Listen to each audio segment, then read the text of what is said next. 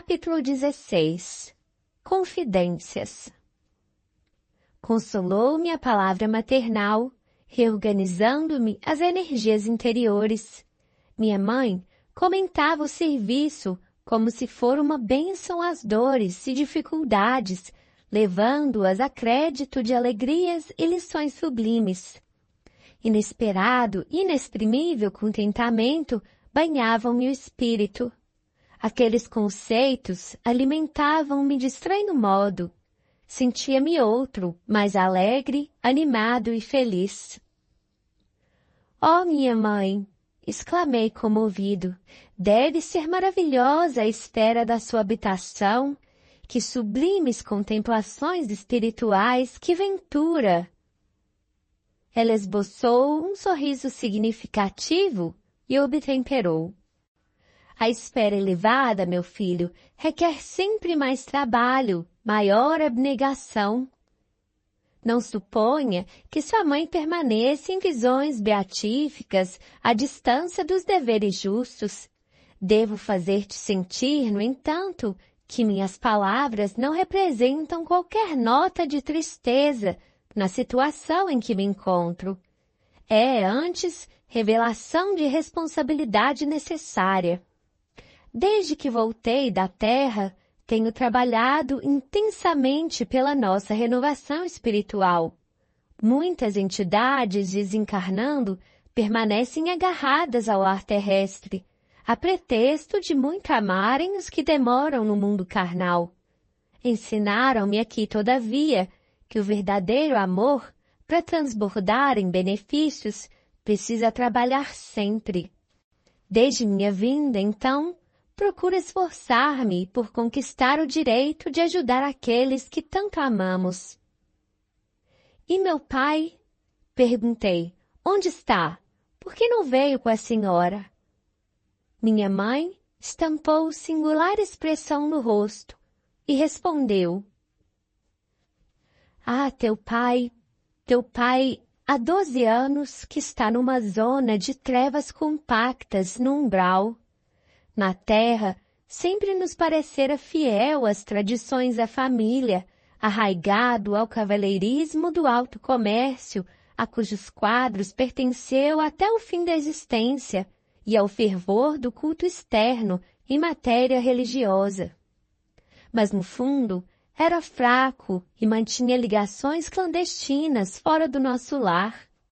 2 delas estavam mentalmente ligadas à vasta rede de entidades maléficas, e tão logo desencarnou o meu pobre Laerte, a passagem no umbral lhe foi muito amarga, porque as desventuradas criaturas, a quem fizera muitas promessas, aguardavam-no ansiosas, prendendo-o de novo nas teias da ilusão. A princípio, ele quis reagir, esforçando-se por encontrar-me, mas não pôde compreender que após a morte do corpo físico, a alma se encontra tal qual vive intrinsecamente. Laerte, portanto, não percebeu minha presença espiritual, nem a assistência desvelada de outros amigos nossos. Tendo gasto muitos anos a fingir, viciar a visão espiritual, restringira o padrão vibratório, e o resultado foi achar-se tão só na companhia das relações que cultivara irrefletidamente pela mente e pelo coração. Os princípios da família e o amor ao nosso nome ocuparam algum tempo seu espírito.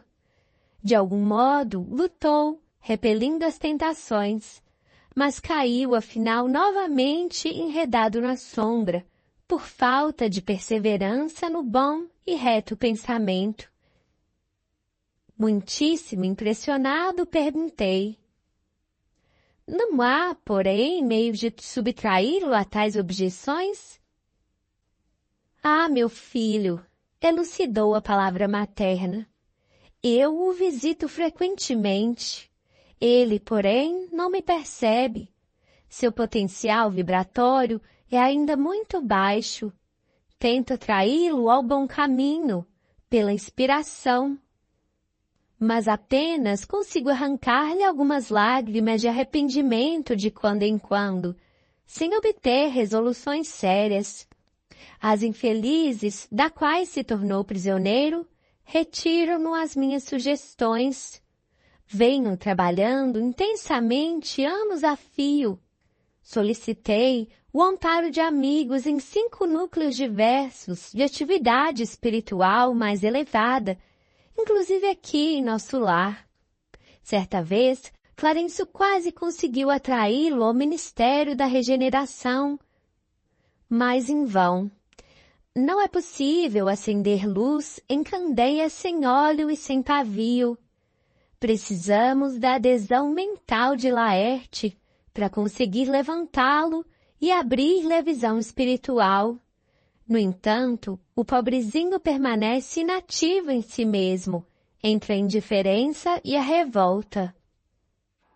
Depois de longa pausa, suspirou continuando. Talvez não saibas ainda que tuas irmãs Clara e Priscila vivem hoje igualmente no umbral, agarradas à crosta terrestre. Sou compelida a atender às necessidades de todos. Meu único auxílio direto repousava na cooperação afetuosa de tua irmã Luísa, aquela que partiu quando eras pequenino. Luísa esperou-me aqui muitos anos. Foi meu braço forte nos trabalhos ásperos de amparo à família terrena. Ultimamente, contudo, depois de lutar corajosa a meu lado, em benefício de teu pai, de ti e das irmãs, tão grande a perturbação de nossos familiares ainda na terra, que voltou a semana passada, a fim de reencarnar entre eles, num gesto heróico de sublime renúncia. Espero, pois, que te restabeleças breve, para que possamos desdobrar atividades no bem. Assombravam-me as informações referentes a meu pai. Que espécie de lutas seriam as dele? Não parecia sincero o praticante dos preceitos religiosos? Não comungava todos os domingos? Enlevado com a dedicação maternal, perguntei. A senhora, entretanto, auxilia o papai, não obstante a ligação dele com essas mulheres infames? Não as classifique assim, ponderou minha mãe. Dize antes, meu filho, nossas irmãs doentes, ignorantes ou infelizes. São filhas de nosso pai igualmente. Não tenho feito intercessões apenas por Laerte, mas por elas também. Estou convencida de haver encontrado recursos para atraí-los todos ao meu coração. Espantou-me a grande manifestação de renúncia. Pensei subitamente em minha família direta. Senti o velho apego à esposa e aos filhos queridos. Perante Clarencio e Lísias, deliberava sempre recalcar sentimentos e calar indagações. Mas o olhar materno encorajava-me. Alguma coisa me fazia sentir que minha mãe não se demoraria muito tempo ao meu lado. Aproveitando o minuto que corria célere, interroguei. A senhora, que tem acompanhado o papai devotamente, nada poderá informar relativamente a Zélia e às crianças? Aguardo ansioso o instante de voltar a casa, a fim de auxiliá-los. Oh, minhas imensas saudades devem ser igualmente compartilhadas por eles. Como deve sofrer minha desventurada esposa com essa separação? Minha mãe esboçou um sorriso triste e acrescentou. Tenho visitado meus netos periodicamente. Vão bem. E depois de meditar alguns instantes, acentuou. Não deves, porém, inquietar-te com o problema de auxílio à família. Prepara-te em primeiro lugar para que sejamos bem-sucedidos. Há questões que precisamos entregar ao Senhor, em pensamento, antes de trabalhar na solução que elas requerem. Quis insistir no assunto, para colher pormenores, mas minha mãe não reincidiu nele, esquivando-se delicada. A palestra estendeu-se ainda longa, envolvendo-me em sublime conforto. Mais tarde, ela despediu-se. Curioso por saber como vivia até ali, pedi permissão para acompanhá-la. Afagou-me então carinhosa e disse: "Não venhas, meu filho. Espero-me com urgência no Ministério da Comunicação, onde serei munida de recursos fluídicos para a jornada de regresso nos gabinetes transformatórios. Além disso, preciso ainda avistar-me com o ministro Célio para agradecer a oportunidade desta visita." E deixando-me na alma duradoura impressão de felicidade, beijou-me e partiu. Capítulo 17. Em casa de Lísias. Não se passaram muitos dias após a inesperada visita de minha mãe, quando Lísias me veio buscar, a chamado do ministro Clarencio. Segui-o surpreso. Recebida amavelmente pelo magnânimo benfeitor, esperava-lhe as ordens com enorme prazer. "Meu amigo", disse afável, "doravante está autorizado a fazer observações nos diversos setores de nossos serviços, com exceção nos ministérios de natureza superior. Henrique Luna deu por terminado seu tratamento na última semana, e é justo agora aproveite o tempo observando e aprendendo." Olhei para Lísias como irmão que devia participar da minha felicidade indizível naquele instante. O enfermeiro correspondeu-me ao olhar com intenso júbilo. Não cabia em mim de contente. Era o início de vida nova. De alguma sorte, poderia trabalhar ingressando em escolas diferentes. Clarencio, que parecia perceber minha intraduzível ventura, acentuou: "Tornando-se dispensável sua permanência no parque hospitalar, examinarei atentamente a possibilidade de sua localização em ambiente novo. Consultarei alguma de nossas instituições." Lísias, porém, cortou-lhe a palavra, exclamando: "Se possível, estimaria recebê-lo em nossa casa, enquanto perdurar o curso de observações. Lá, minha mãe o trataria como filho." Fitei o visitador num transporte de alegria. Clarencio, por sua vez, também lhe endereçou um olhar de aprovação, murmurando: "Muito bem, Lísias, Jesus alegra-se conosco, sempre que recebem um sumo amigo no coração." Abracei o prestativo enfermeiro sem poder traduzir meu agradecimento. A alegria às vezes nos emudece. "Guarde este documento", disse-me o atencioso ministro do auxílio, entregando-me pequena caderneta. "Com ele poderá ingressar nos ministérios da regeneração, do auxílio, da comunicação e do esclarecimento durante 1 ano. Decorrido esse tempo, veremos o que será possível fazer relativamente aos seus desejos." Instrua-se, meu caro, não perca tempo. O interstício das experiências carnais deve ser bem aproveitado. Lísias deu-me o braço e saí, enlevado de prazer. Passados minutos, eis-nos à porta de graciosa construção, cercada de colorido jardim. "É aqui", exclamou o delicado companheiro. E, com expressão carinhosa, acrescentou: "O nosso lar dentro de nosso lar." Ao tinido brando da campainha no interior, surgiu à porta a simpática matrona. "Mãe, mãe!" gritou o enfermeiro, apresentando-me alegremente. "Este é o irmão que prometi trazer-te." "Seja bem-vindo, amigo. exclamou a senhora nobremente. Esta casa é sua. E abraçando-me, disse: soube que sua mamãe não vive aqui. Neste caso, terá em mim uma irmã, com funções maternais.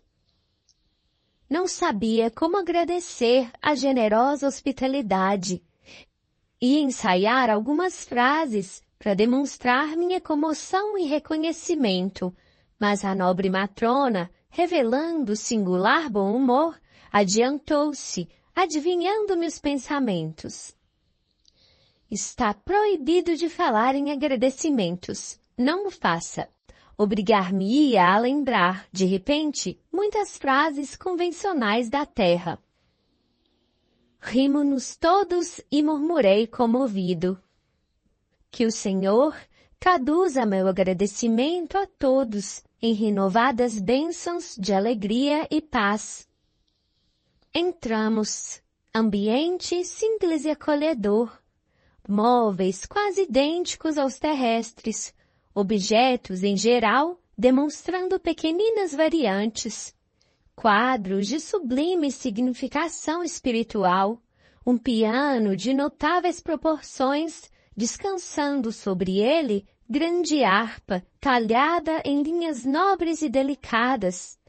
Identificando minha curiosidade, Lísias falou prazenteiro. Como vê, depois do sepulcro não encontrou ainda os anjos harpistas, mas aí temos uma harpa esperando por nós mesmos. Oh, Lísias! Atalhou a palavra materna carinhosa. Não faças ironia. Não te recordas como o Ministério da União Divina recebeu o pessoal da elevação no ano passado, quando passaram por aqui alguns embaixadores da harmonia? Sim, mamãe, mas quero apenas dizer que os harpistas existem e precisamos criar audição espiritual para ouvi-los, esforçando-nos, por nossa vez, no aprendizado das coisas divinas. Em seguida, os conceitos obrigatórios de apresentação com que relacionei minha procedência, vim a saber que a família de Lísias vivera em antiga cidade do estado do Rio de Janeiro, que sua mãe chamava-se Laura e que em casa tinha consigo duas irmãs, Yolanda e Judite. Respirava-se ali doce e reconfortante intimidade. Não conseguia disfarçar meu contentamento e enorme alegria. Aquele primeiro contato com a organização doméstica na colônia enlevava-me. A hospitalidade, cheia de ternura, arrancava-me ao espírito notas de profunda emoção. Em face do tiroteio de perguntas, Yolanda exibiu-me livros maravilhosos. Notando meu interesse, a dona da casa advertiu. Temos em nosso lar, no que concerne à literatura, uma enorme vantagem. É que os escritores de má fé, os que estimam o veneno psicológico, são conduzidos imediatamente para as zonas obscuras do umbral. Por aqui não se equilibram nem mesmo no Ministério da Regeneração, enquanto perseveram em semelhante estado d'alma. Não pude deixar de sorrir, continuando a observar os primores da arte fotográfica nas páginas sob meus olhos. Em seguida, chamou-me Lísias para ver algumas dependências da casa, demorando-me na sala de banho, cujas instalações interessantes me maravilharam. Tudo simples, mas confortável. Não voltara a minha admiração que me empolgava quando a senhora Laura convidou à oração. Sentamo-nos silenciosos em torno de grande mesa. Ligado um grande aparelho, fez-se ouvir música suave. Era o louvor do momento crepuscular. Surgiu ao fundo o mesmo quadro prodigioso da governadoria que eu nunca me cansava de contemplar todas as tardes no parque hospitalar. Naquele momento, porém, sentia-me dominado de profunda e misteriosa alegria. e vendo o coração azul desenhado ao longe, senti que minha alma se ajoelhava no templo interior, em sublimes transportes de júbilo e reconhecimento.